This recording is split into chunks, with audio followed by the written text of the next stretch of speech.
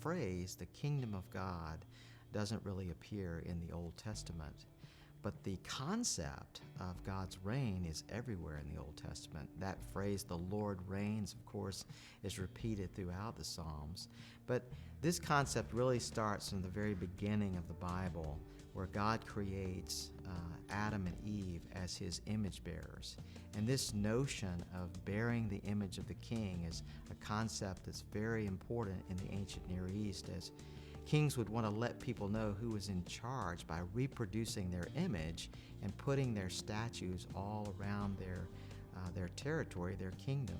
And so right from the beginning of the Bible, we see this concept of the reign of God through image bearing. And then it continues in covenant making. The way kings did business in the ancient Near East was to make treaties with one another, to make these covenants. And so with Abraham, we see God as the great king granting land to Abraham by using these same treaty forms that the kings would use in the ancient Near East. But of course, the kingdom of God really comes to its fullest expression in the Old Testament in this covenant with David's house. And we see that the kind of king that reflects the character of God is this man after God's own heart. And so Psalm 72 gives us a great example of what should the kingdom of God look like.